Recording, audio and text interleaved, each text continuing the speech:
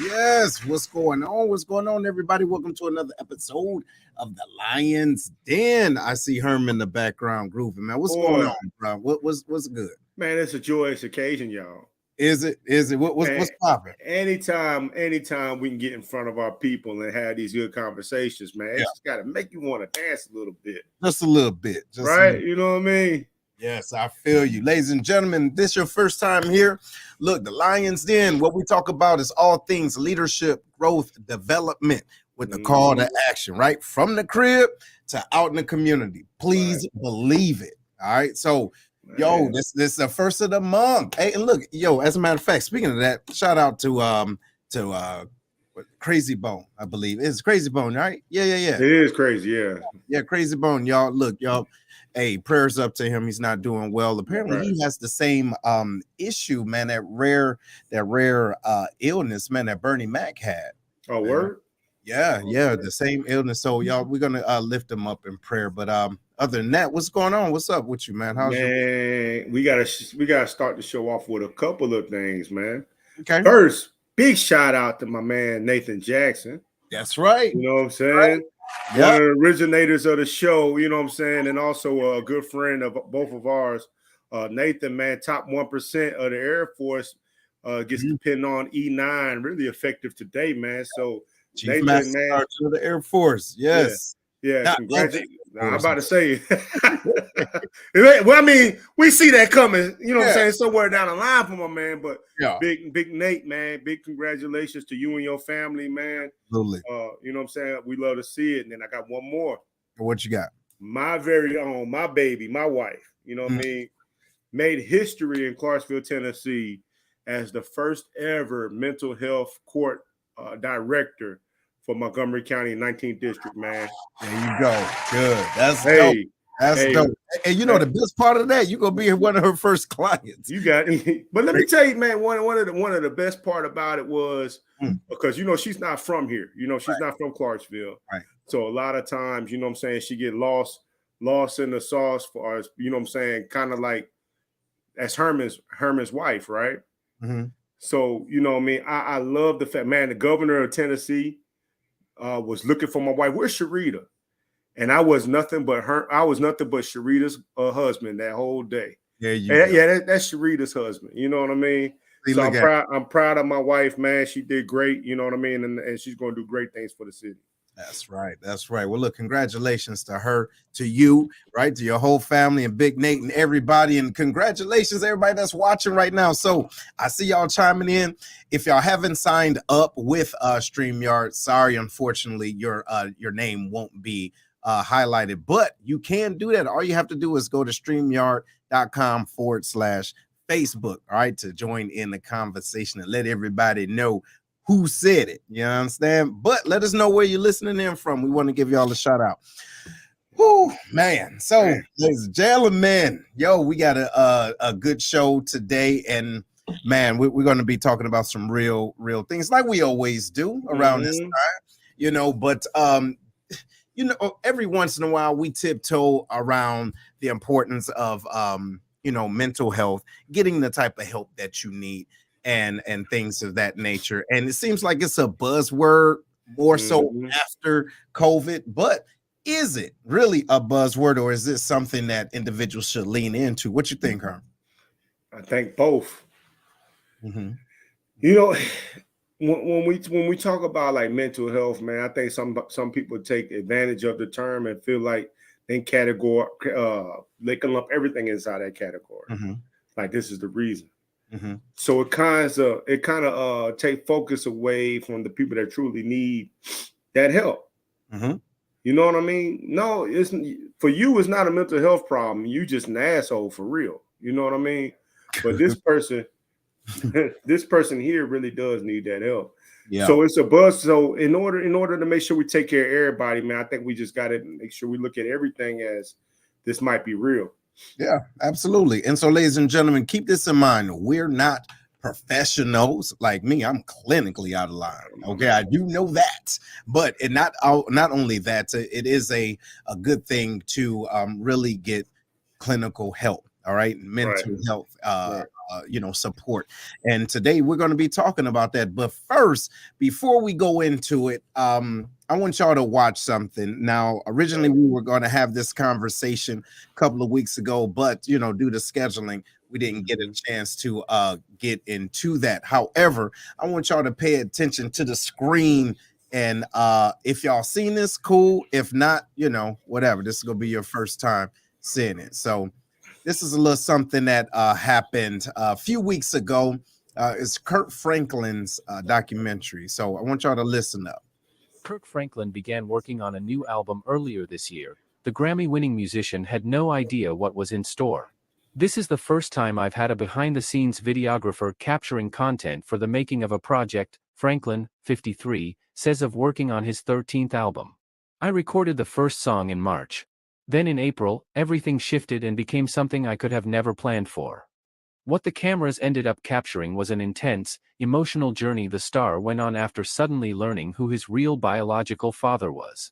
He also saw it as an opportunity to reconnect with his estranged eldest son Karayan, 35, whom he hadn't seen in a decade.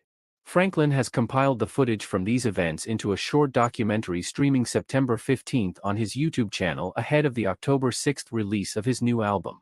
Both projects are aptly titled Father's Day. Now Franklin is sharing with people what all it's taken to get to this point, along with an exclusive clip of the moment his doctor delivered the news of his biological father's paternity. My life before I had a career was horrific, says Franklin. Long before he became the guiding voice of gospel music, orchestrating decades of hits like Revolution and Wanna Be Happy, Franklin experienced a tough childhood growing up in Fort Worth, Texas, where he was adopted at age 4 by a woman at his church. According to Franklin, his birth mother, then a young teen, was unable to care for him. Though he knew who she was, they rarely connected during his youth and he often felt abandoned. I lived being bullied as a kid. I had a learning disorder, I failed out of high school. I got a young lady pregnant when I was 17 and the church crucified me for it, he says, recalling his early hardships. It's like I never had anybody take up for me or who had my back. As for the woman who adopted him, she was 64. She was a widow and did the best she could when I was young. She got on government aid and would find money to pay for my piano lessons, he says. But by 12 or 13 I felt abandoned by her because I could tell I became more of an irritant. I wanted to date and go out and I always felt like I was inconveniencing her. It just added to the feeling of displacement. When Franklin was 6 he was introduced to a man his biological mother said was his biological father. I didn't see him again until I was 13 and then he started showing up at concerts after my first album came out, he says. I was angry at the fact. All right. So look, I don't want to do too much, okay? Yeah, right. To kind of give it all up. But ladies and gentlemen, that's essentially we're not going to talk about Kirk Franklin's, everything, right? But what we are going to focus on is how things can hurt you, damage you, but if it's unresolved, okay, if it's unresolved, you can take those things into new situations in life, and then what will happen is you will start to perpetuate those things. So but before we go too deep into that, y'all, I want to introduce to y'all our guest. All right, Mr. Darius Fennell. Okay, he's an author, speaker, coach, mental health and therapy advocate. All right, and he's published a book called Leaving Jupiter. I want to hear what that's about. Sounds right. Okay, navigating your anxiety recovery, and he's also been featured excuse me, in Rally Up, a helpful living mental health magazine. And Darius strives to dismantle stigmas and encourage people who struggle with mental health to never lose hope. Ladies and gentlemen, I want y'all to give a nice Lions Den round of applause to Mr. Darius. What's going on, brother? What's going on? What's going on? What up? What up? What up? How you feeling? Feeling good. I appreciate you all having me on. I'm really excited. No doubt, man. So look, just tell us a little bit more about yourself, man. Why would you call yourself the mental health advocate? Yeah, so for myself, I've dealt with having anxiety all my life. Was recently diagnosed 5 years ago with generalized anxiety disorder. But up to that point, I felt like it was just normal to have this. And so, for me, I grew up in a household of one of 3 boys. I was the youngest. My parents are both in the educational system. They're both teachers. And so we had very high expectations of us, as, young men and coming through the school system. And so for me, I internalized a lot of that in saying that, my worth and value are based off of, performance and achievements, versus just the fact that you exist. And so, you mentioned about how these things carry into your adulthood. Well, I continue achieving and overachieving, to the point where when I hit my 40s, my body just basically said, hey, we can't do this anymore. And so it shut me down. I was in a hospital for 5 days. They ran, oh my gosh, I can't even think of how many tests were run. And they came back with absolutely nothing. I'm like, what in the world is going on here? I literally felt like I was dying. And so what led up to that point was I had an assignment. I had about a month to do, and I decided to do it in 3 hours. So I was like, you know what? I'm going to take me a good old nap. I got a good cushion now to where I got a few weeks I can just kind of coast a little bit, right? Right in the middle of my nap, I woke up right into a panic attack. Now, because I'd never had something like that before, I didn't know what I was dealing with. In my mind, I'm having a heart attack. I looked at my wife. I was like, listen, you got to take me to the hospital now, right now, because I don't know what's going on and what I should have been stressed about. I'd already completed, right? So why is my body doing this? So it must be something going on with my heart. We go to the emergency room. They hook all this stuff up to me. They take blood samples. They take all types of stuff, right? And they were ready to send me home. But I was like, listen, I thought about Serena Williams. You remember when she was like, yeah, I feel like something's wrong with my body, or ready to send her home. And it turned out she had like some type of blood clot or something that really could have killed her. I was like, you know what? I'm going to advocate for myself and say, I need y'all to just keep me overnight and let's see what happens. Right. Well, overnight turned into 5 days. And like I said, when that bill came and I saw how many things they had done, thank God for insurance and coverage. In one essence, I was kind of peace of mind and knowing, okay, I haven't been to my checkup in a while, so at least I got a new baseline and all my numbers look all right. But in another essence, they basically sent me home and said, hey, follow up with your primary care physician. Yeah. Right. Yeah. So what has pushed me as an advocate is being sent home and not knowing what I'm dealing with, but knowing that the things I came in here to the hospital with is still with me. I'm in the same boat I was before I came in here. Other than that, just having a bunch of tests that say, hey, there's nothing wrong. Right. Yeah.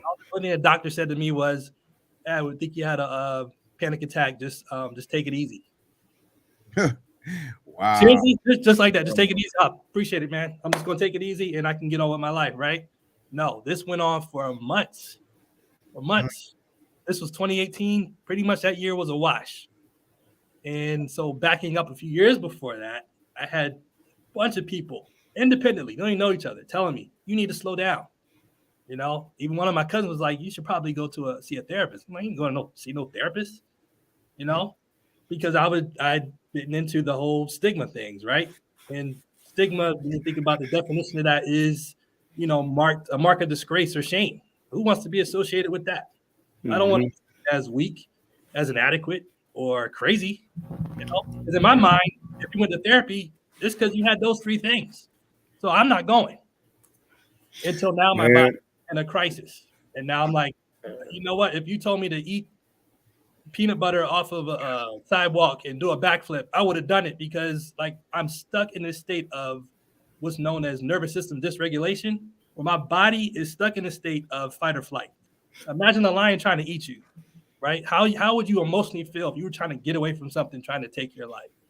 Be pretty stressed. But in my case, the lion doesn't exist, but the emotion of it is there with me from the time I wake up to the time I went to bed. Wow. Man, Darius, man, I ain't gonna, man, that happened to me twice when I was in St. Louis. Wow. In the middle of the night, they hooked me up to all the EKG machines and stuff like that and trying to find out. Because I thought I had a heart attack too.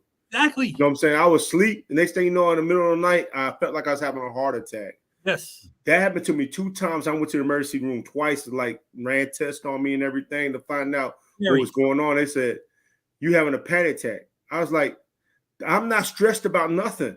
I'm like, why is this happening to me? You know what I mean? Like, that was crazy. But what I want to get into a little bit, you know what I'm saying, after you introduce yourself, Darius, man, appreciate that, is a little bit into that video, right? Because the purpose of the show is to talk about how past traumas, right, even the invisible ones, the invisible scars, right, form you into the person that you are today. Let's talk about men specifically a little bit. You know what I'm saying? How we are as husbands, fathers, friends, right? You know what I mean? Like, not going to get too deep into me, but, you know, it wasn't until recently after having personal conversations with Seth and my wife that I realized that even though, you know what I'm saying, the thought is if you had to be sexually abused or physically abused to be having some kind of trauma. Right. I realized that wasn't the case, man. So let's talk a little bit about that. Like, what does that look like? You know what I'm saying? How do you recognize when you are dealing with invisible scars that is forming who you are today? I'm going to be honest with you. I did not come into those realizations until I went to therapy. You know, because my mindset was whenever I would come into problems in the past, I would just, one of my phrases was find another gear, push the clutch in and go faster, go harder. You know, that's how I resolved everything. Was I'm going to outrun this thing. I'm going to out-achieve it. I'm going to out-busy it until it got to the point where, you know, I use the analogy of a car and that check engine light, you can only ignore it for so long. Right. My old Honda Accord, I think I drove with the check engine light on for 2 years. And then finally, I started hearing some weird sounds, and the car was kind of buckling a little bit. And I was like, all right, let me go ahead and take it. And I'm thinking, I just need a little oil change and this and that. They're like, oh no, brother, your time and chain, it's going to be expensive. Right. And same thing is we think functionality, we equate that with, as long as I'm functional, then I'm all right. Like, no, you're in survival mode. And yeah, just like that check engine light being on, you can still drive the car. You can get away for a little while, until you can't. And so coming into a crisis mode and now being humble enough to say, hey, I actually need help. I don't know what I'm doing. And here's the other big illusion that was really tough, is that I realized I wasn't invincible. Because in my mindset, like, you know what? Anything that I encounter, I might be down for a little bit. I'll bounce back from this. I can come back from this. I've done it before. See, I'm glad you said that, because what you don't know is Herm may have a little delusion about beating Mike Tyson, and I try to tell him, hey, bro, it's not your, I understand that you feel that way, but reality. But outside of that, though, man, real talk. First of all, I want to say appreciate everybody that's tuning in. Do us a favor and hit the share button, okay? As a matter of fact, it's free, okay? And it'll be nice. Just hit the share button, right? So we can get this word out and spread it. But we talked about behind stage, the emotional neglect. All right. And I really do feel as though that's a good thing, a good way for us to segue into those past type of traumas and things, right, that we're going through today as adults. Because if you don't connect with an individual that can help you unpack those things, you're still carrying all that weight, and then you will do things that you feel as though you need to do, but you may be, like you said, overcompensating for certain things or trying to overachieve. You get what I mean? So give us an example of how you feel as though you were neglecting your emotions and not listening to your body in another sense. Oh man, goodness. So for me, burning midnight oil, neglecting myself in terms of rest, in terms of proper nutrition, all that stuff adds up.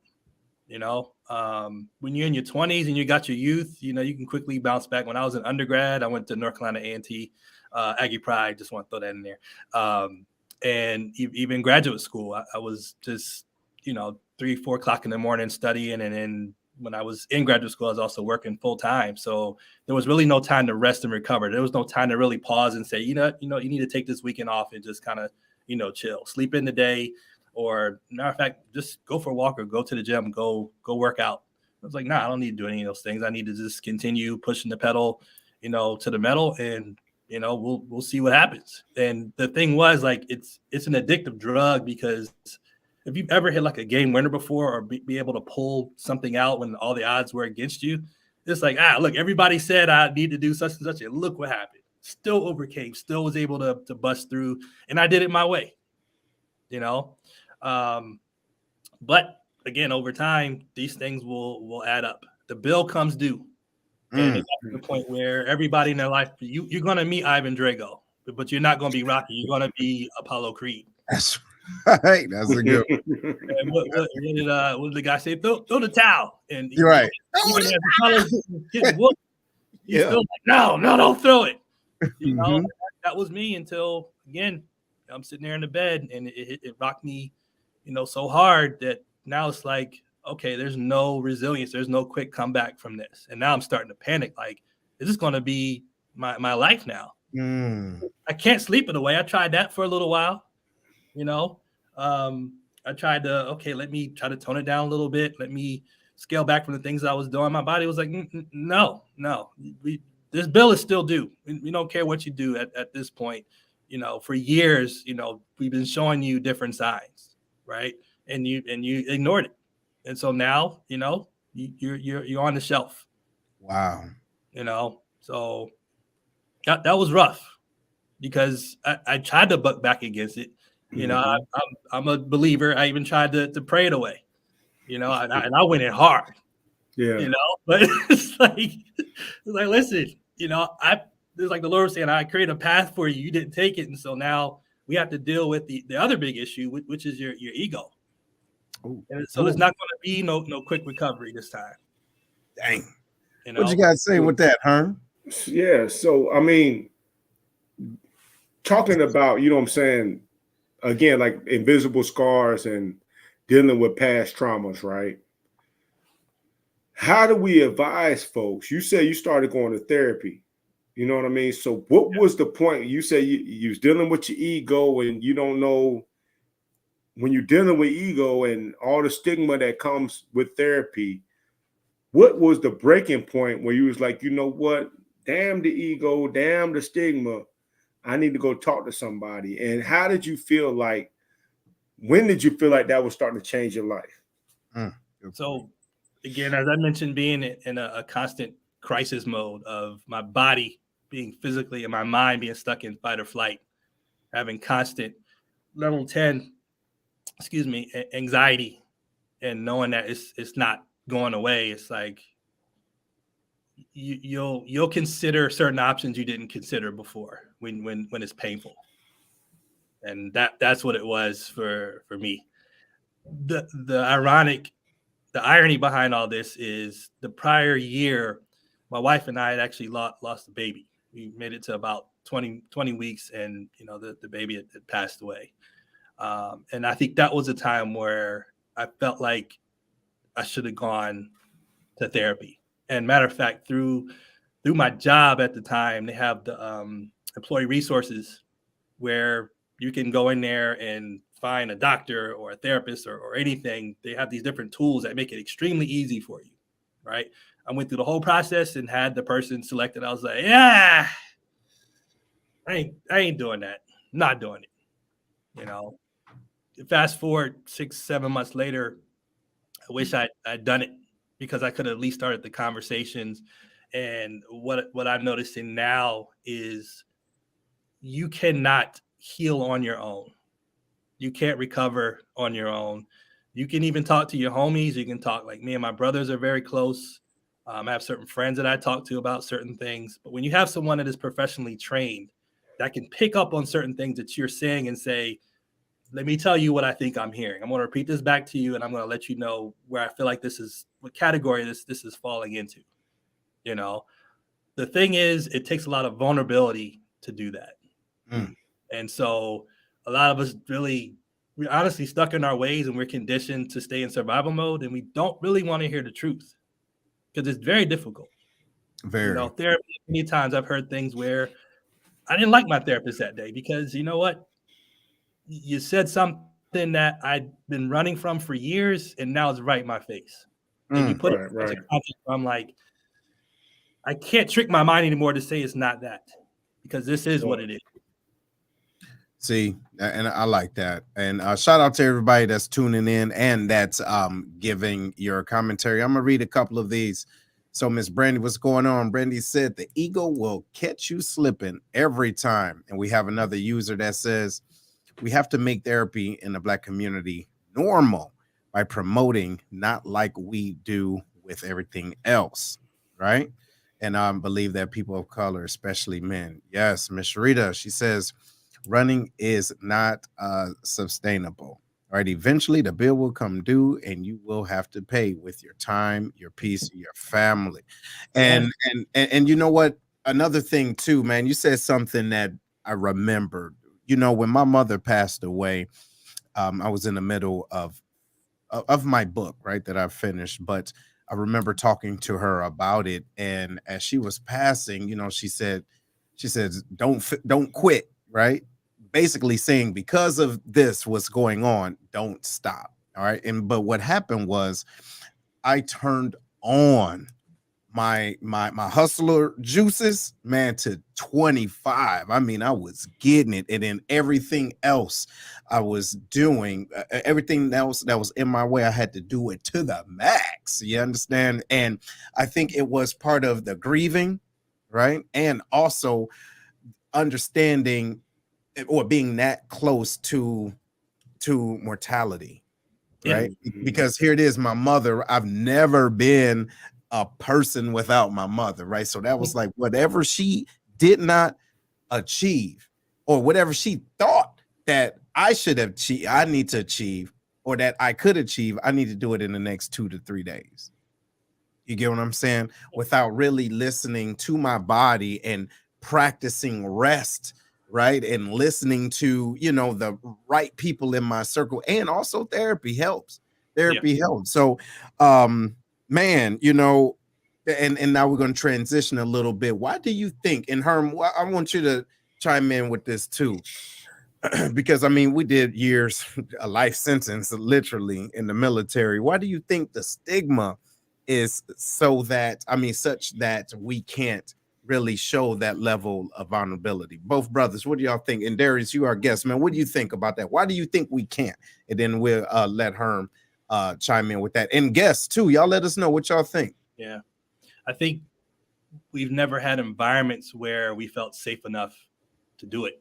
You know, when I was coming up, you know, if you cried over something small, hey, stop that crying, man. It's not gonna fix nothing.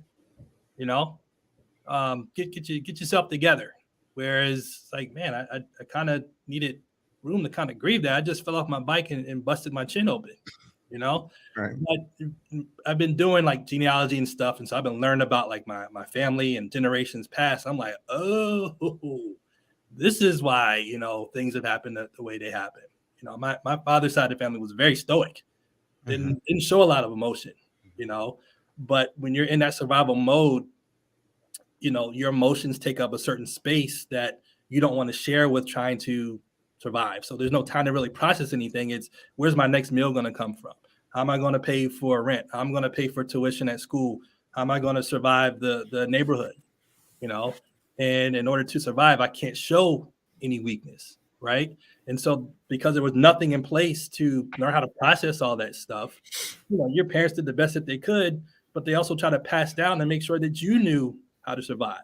Even though it was a different time, you know, my parents grew up in the Jim Crow South and segregation and other things where a lot of things, you know, bad decisions or, you know, showing weakness would get you killed, you know, or get you taken advantage of. And so there was no space for that. There was nobody to show the example of how to do that. And nobody would teach you those things. So, you know, for the most part, you just kind of sucked it up and quote unquote, you know, manned up. Manned up. What you think, Herm? You think about every creature that walks this earth when it comes to the male species. The male species are always supposed to walk in strength. You know what I mean? They really can't afford to show any kind of vulnerability.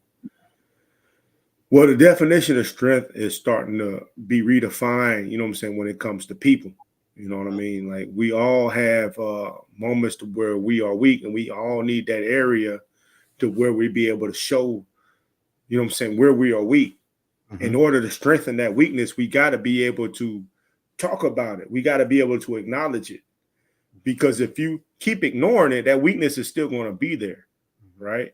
So I believe that was the problem, is that, you know what I'm saying, we was always taught back in the old days, men work, we don't complain, we don't cry, you know what I'm saying, our hands are hard, you know what I mean, and we support our families.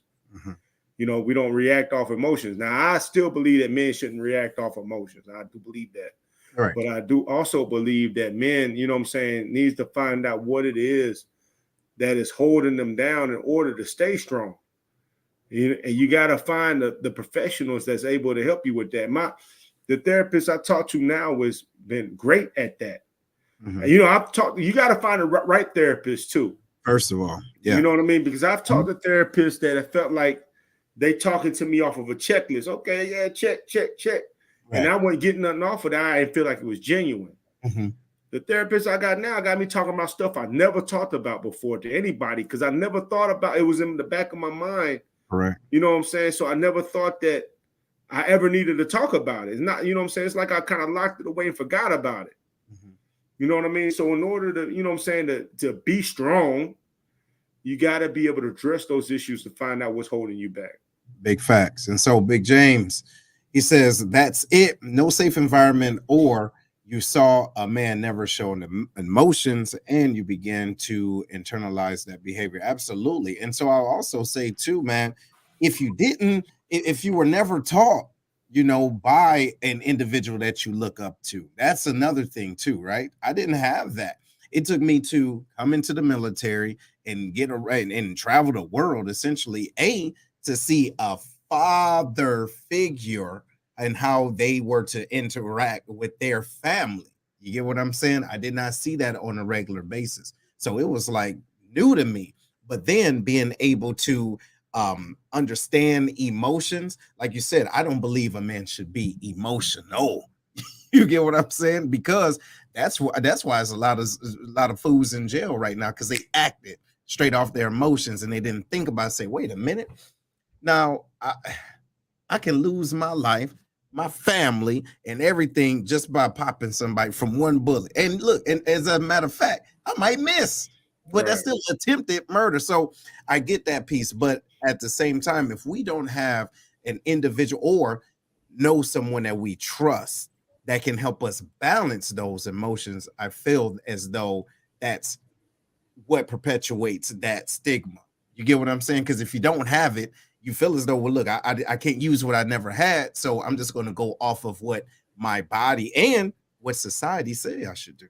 So no, that makes sense. But go ahead, Big Herm, your question. Yep. Can I add to that piece? As far as the emotions, like I feel like we don't want to react emotionally, but one of the things I've been learning recently this year is that our emotions, they're not necessarily good or bad, but they're messengers.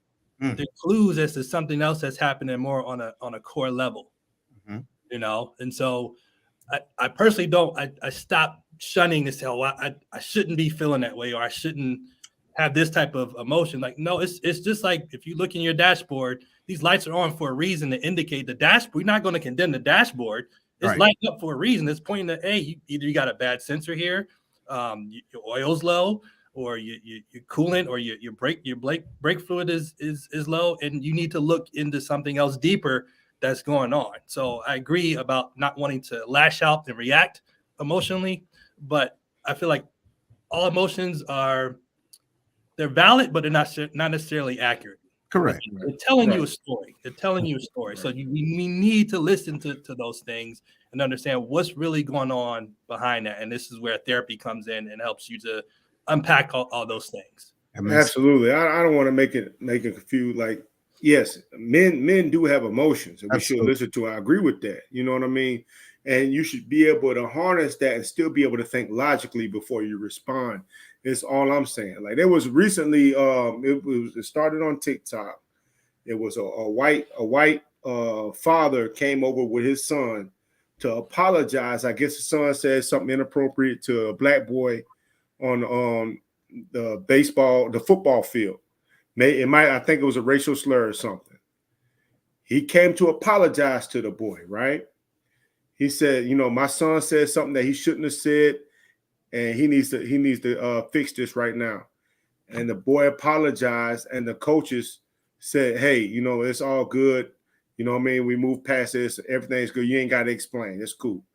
To me, you know what I'm saying? Emotionally, you charged up.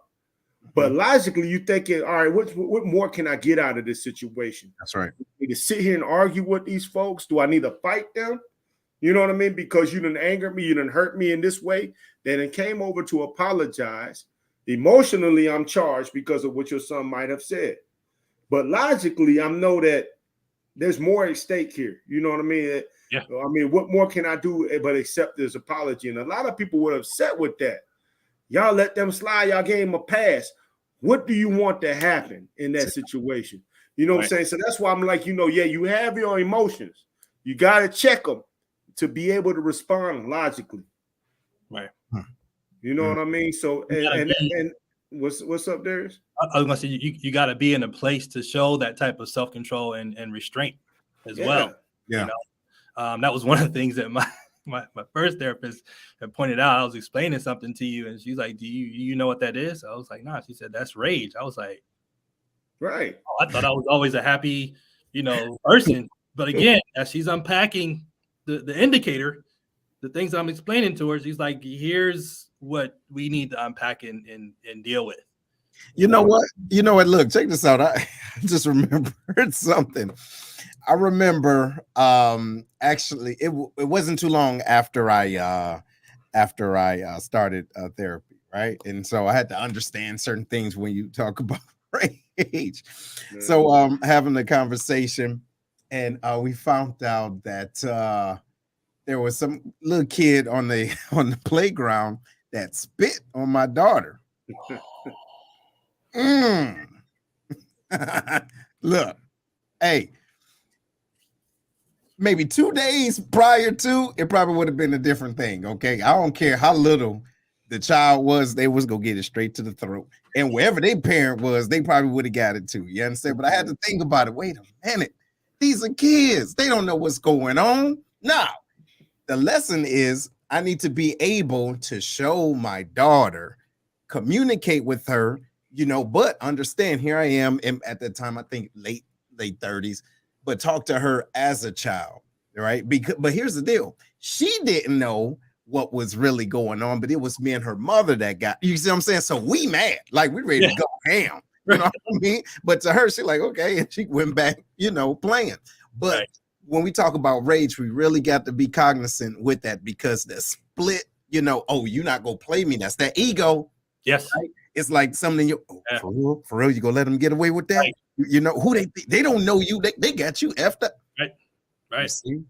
Right. What you think, Herm? When I when I said that, what'd you think? Like, what would you have done, right?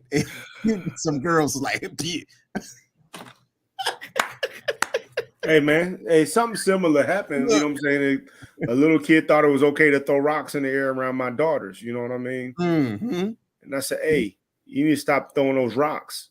Mm-hmm. You know what I'm saying? Hey, you need to stop it right now, right in front of their parents. Uh-huh. And I looked at the parents like, I mean, are you ain't gonna say nothing? You know what I mean? Right. That we're gonna do this. You know what I mean? But that, that's safety. Yeah. Right. You know what I'm saying? I gotta keep my kids safe. You know what I mean? I'm trying to keep you safe because I'm not trying to smack you in your mouth. Right. You know what I'm saying? I'm trying to keep everybody safe. Right. You know what I mean? But I want to get a little bit into the beginning parts of therapy, right? Because when you said that, you felt like, your check engine light was coming in and stuff like that, and you knew it was time to go talk to somebody. Yeah. How do you feel like therapy has helped you and changed you to this point here? Like, start from the beginning when you first started therapy. Yeah. You know what I'm saying? When you probably thought, oh, this is some bullshit, all the way up until now. You know what I'm saying? Like, like where you at now with it? You know what I'm saying? As far as how you see it, because for me, I can only speak for me. In the beginning, I'm thinking, hey, this is somebody talking at me. They don't really know me. You know what I mean? Like, what is this?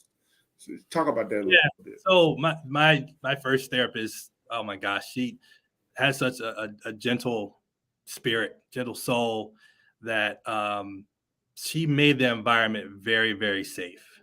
So in any walls that I came in there with, I would say within the first 10 minutes, she had, just kind of picked that all apart. And I remember just taking a deep breath, like, wow, I feel like I could really tell you, anything. And that lended itself to allowing me to be vulnerable, which is, difficult for most men to really share all the deep, things that they're dealing with. But one of the definitions through that experience of vulnerability that I came up with was being open in trusted environments. And my therapist made a very safe, trusting environment where I could share and talk about so many, different things, to where I'd be mad that the session was over. I'm like, man, like we could go a whole nother hour, because now I'm finally in a place where I can talk about these things that have plagued me for years. And that, where I kind of had to learn, the patience of understanding, hey, this is going to be a process. We're not going to be able to solve all these things in one session.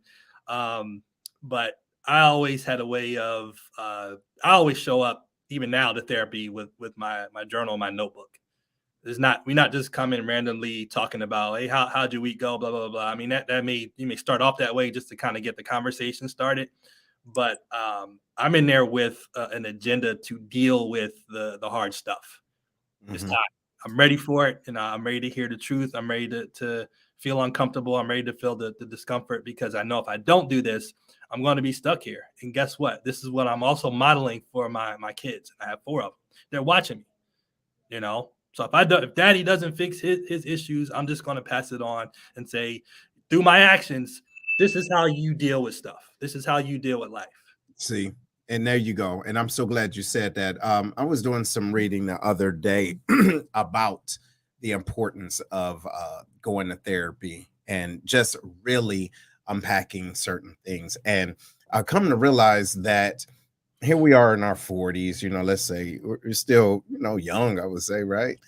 But if we have the same thought process as we did maybe 10 years ago, 20, 15 years ago, 20 years ago, and we feel as though things that has happened either to us or for us has not affected us in somehow, some way, to me, that's limited perspective of life.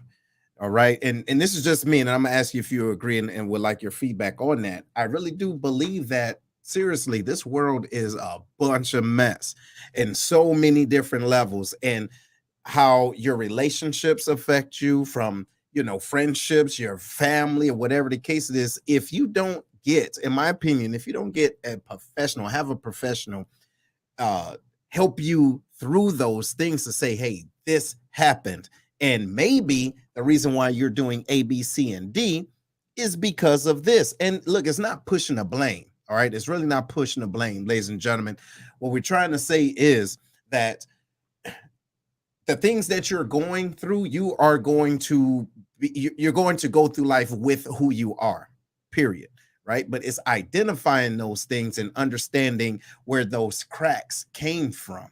All right. No matter what, you get a scar, you hurt yourself, you're going to be scarred, but that doesn't have to be your scarlet letter, if that makes sense. So, Yes, sir. Darius, what do you think about that, man? As far as at least just getting, at least talking to someone to, really say, hey, look, am I where I need to be at this age of my life? And maybe I'm doing some things that's so normal, but is it unhealthy, right? Based off of the results that I'm getting. What do you think about that?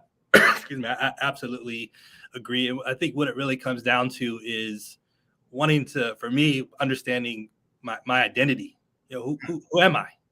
Who am I? What the culmination of everything that has happened up to this point brought me to where I am now, which is what? And again, these are questions I don't feel like you can answer on your own, because it's made up of some things that are good. It's made up of some things that are ugly. It's made up of some things that are kind of composed of shame, and other things that are composed of things that are positive, right? But it's not something I feel like you can unpack on your own. And again, as much as your homies may love you, your spouse, and if they're not, a licensed professional and aren't versed in understanding the things behind the psychology and the mind and all that stuff, they can only take you so far, with that. And so there's another point where you have to say, you know what? Yeah, these things were done to me, but they are now my responsibility to deal with the things I may be perpetuating in my own mind, to where I'm carrying out where maybe I was victimized back then, but I'm still perpetuating that victimization and not even knowing it. Right. Some of these people that maybe did something to you or you had a bad experience with, they may not even be alive anymore. Yeah. There's nobody to go back to and reconcile anything with. This is a you issue now, and yeah, it's going to be very uncomfortable. And so this is kind of the tie-in to why I labeled my book, or titled my book, Leaving Jupiter, is imagine if you were actually on the planet Jupiter, right? The gravity is roughly 2.5 times that of Earth, right? There's no really known surface to stand on. And the winds are anything that you could breathe or even be sustained under, because it's constant wind blowing and storm. Now imagine trying to leave there on your own. It would feel pretty impossible, right? Until you have something in some way, or someone who's professional and can handle this, to help you navigate through this. And that's why I call it that. And that's why throughout the book, I even talk about the importance of finding a therapist, and even show resources and websites that you can go to help you to do that. You cannot do it on your own. That's why, like I said, imagine being on that planet and trying to leave by yourself. You're not leaving. Right. True. You know? There were many resources I had to go into my primary care physician, right? Making sure there are elements of anxiety and mental health that have to do with maybe your thyroid or some other organ that's not working properly. You don't know that until you get your blood work done and find out, okay, you know what? This isn't trauma. You got something going on with your liver or your kidney metrics aren't coming back right. You don't know that until you go in there and get a new baseline, right? You won't know how to talk to a therapist until you've written down all your thoughts and things that you're dealing with. I know I certainly don't have a photographic memory. When I go to a session, I can't remember everything I want to talk about. That's why I got it written down. This is why I stress the importance of having some form of journal where you can put your thoughts down on paper and look at it outside of yourself. Well, right? here, look, let me go into this real quick and then I'll get you, Herm. So we got a couple of comments and I do appreciate it. One of them, shout out to you, whoever this is. I think in the example, they could have used that time to dig deeper and just say that it's okay. We're over it. All right. We have to dig deeper. Huh? Hold on. So she's talking about my example on a football field.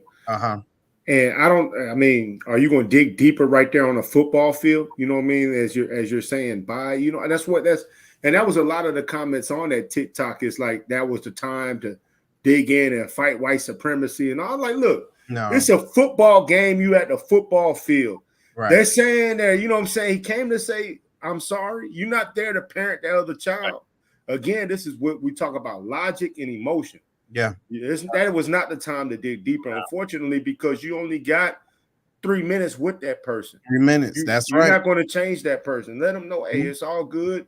And then you talk to your kid if you need to. That's right. Yep. And here's another one. Ms. Lily Wilson says, what about people who go to therapy and never change their behavior? And look, we see it all the time. We see it all the time. If not therapy, we see it in different places. Let me see. Big James, he says that's pretty much a waste of time, in my opinion. Absolutely. Sharita says change is an option of therapy. All right, not a requirement. You choose how therapy helps you. Then she says, Lily Wilson, some people go to quote unquote look like they're doing the work, and some people are just not ready for change. Change is hard. Absolutely. Oh my God. And you know, not only is it hard, look, it shows a lot of vulnerability. Right. Yeah. I mean, things that you've been holding up for years, you understand? And then when it chisels away at it. All right. It's just a lot. And then Lily Wilson, she says, I agree. It becomes faddish, and some just enjoy saying they go for conversation purposes. Look, and you know what? I'll say this too, and just to, you know, comment. I really don't talk about therapy to individuals that really don't understand the importance of it. You get what I'm saying? Because there is individuals can be so judgmental. Like you said, it's that safe place. Not everybody's a safe place. You can love them, you can like them, but they don't know how to understand that level of self-care. You get what I'm saying? Especially if they've never, you know, felt that. But you know, it is what it is. Go ahead, Big Herm. What you was gonna say, man? Man, the change part, right? When I went to therapy, it never was in thoughts that I need to change. It was more for me to understand, you know what I mean? Why, you know what I'm saying? Why I am, you know what I'm saying? Why I'm thinking the way I think, you know what I'm saying? Why certain things bother me, certain things trigger me. I never thought that I need to change. Yeah. You know what I mean? Maybe, you know what I'm saying? But I'm new in the therapy. Maybe that might come later on down the line that I start changing behaviors. But right now, you know what I'm saying? It's an exploratory phase of me. It's like, hey, I'm trying to get to know why I think the way that I do. Why do I react to certain ways that I react? You know what I mean? Why do I respond the way that I respond to certain things? You know what I mean? So even now, I never thought, hey, yeah, I need to change. You know what I mean? That was not my primary goal. You know what I mean? That might be something that's the effect of it. It's like, hey, yeah, you know, I'm going to start changing these behaviors because maybe I'm more cognizant, but that wasn't my purpose of going in the first place. No, I hear you. And same thing with me. And I'm going to let you chime in on this too, Darius. I mean, honestly, with me, I really felt as though I learned who I was more. Like you said, it was more of an acceptance piece, right? Because there's some things true that has happened that has changed the way that we think. You get what I'm saying? But as I'm growing up and, you know, talking to individuals, hey, this is really who you are, right? It's more defined, right? So now you don't have to do things in a harmful manner. But yo, if you're this A-type person, that's who you are. And so I really, you know what, honestly, and I can say this, I felt guilty at first, right? Listening to people say, why do you think the way you think? Why do you do the things you do? I thought, Big Herm, something was wrong with me and I needed to go back to change to be accepted. Think about it. I felt as though going to therapy was going to make me more accepting to other people. But then I realized I needed to accept me. You get what I'm saying? That was the problem. But go ahead, Mr. Darius. What you think, bro? Yeah, it sounds like I guess the overarching theme I'm hearing here is awareness. That's it. Right? It starts with awareness first. Just like I was saying, when I left the hospital, I was like, I don't know what I'm dealing with here. I need someone to help me navigate through all the stuff that I'm experiencing right now, you know? And I think the second part of that is understanding which parts of you don't necessarily need to change, but what parts of you are out of balance. That's the key portion. Is maybe because I was overachieving doesn't mean that achieving is bad. It's just when it causes you to become neglectful, which is a form of abuse towards yourself, that's a problem. But we're not saying, oh, we're going to take that part of you that wants to be excellent, that wants to accomplish things and throw that out the window. No, like you said, that's who I am. But if it's trying to overcompensate for the fact that I don't feel worthy or loved, well, then that's the part we need to unpack. And that part, you know, healed. And my mindset about what it is to have a sense of worth and value, what defines that now? And again, that's something that I've been able to walk through with a therapist with both of my therapists with, you know? Yeah, that makes sense. What you think, Herm? I think that it's crucial, you know what I'm saying, that we I hate using these catchphrases. Let me try to find another way to say it. Go ahead. Use Google. Go ahead. Man, I think it's important that we change how we look at things like therapy, self-care. You know what I mean? This is what's tearing up our streets. You know, and again, I reference back a lot of times to when we had Project Pat on the show and what he said. You know what I mean? When Project Pat talked about a lot of those killers and people that's doing all that shooting on the street, they can never cope with, you know what I'm saying, what happened to them as children. That's right. You know what I mean? But then even so, you know what I mean, there's a lot of people that don't even understand what happened to them and how that shapes who they are today. You know what I mean? Whether they're violent, lazy, or whatever, overachievers, whatever they are, something is triggering them to be this way to where they maybe overdo it. Now, as we see in that video of Kurt Franklin, you know what I mean? It had a positive effect on his life from the outside, but look how it tore him up. You know what I mean? Everybody sees he's a multi-millionaire, he's famous, all this stuff, right? But deep down, he's a tore up little boy that doesn't know his origin because of a lie his mom told him. Yeah. You know what I mean? Yes. So no matter what, you know what I'm saying, you can have all the money in the world. You know what I'm saying? You can have all these accomplishments, you can overachieve. But like you said, Darius, and my wife said, that bill comes due. You can't keep running. You got to face what it is that drove you to this point. And maybe after you understand it, you know what I'm saying, now you can use that as positive fuel instead of something that you're running away from. That's right. And trying to overcompensate. Yeah. When you mentioned about the whole like over achieving bit, when I was in the depths of the debilitating anxiety, I couldn't achieve anything anymore. Matter of fact, I don't know if you're familiar with the term agoraphobia, where you can't leave your house because you're fearful that you're going to have a panic attack outside of your own doors. And so you kind of create your own little bubble of safety of where you don't leave. Matter of fact, it was so bad I would barely leave my bedroom, you know. But now, because now the fig leaf is pulled back, now I have to ask myself, who am I if I'm not this? Who am I really now? You know, and my therapist had me do an exercise where she had me write all the negative things I was dealing with on one side of the marker board and all the positive things. I had a long list of a bunch of negative things, but the only thing that was on the positive side was hope. And that answered my very question of who is Darius really? I have hope. When it comes down to it, that's who I am at my core. And so when I to get back to building myself back up again, that was the foundation that was laid. Not the accomplishments, not the achievements, not the accolades and all the other things that, you know, I was so good at doing that I thought defined me. But the very core of who I am is hope. And this is why I'm driven to come on shows like this and write books and, you know, talk with individuals one-on-one and you know, be an example of somebody that says, look, I'm not afraid of being vulnerable and getting the help that I need because I understand the cost of not doing so. There you go. And it's going to cost you eventually.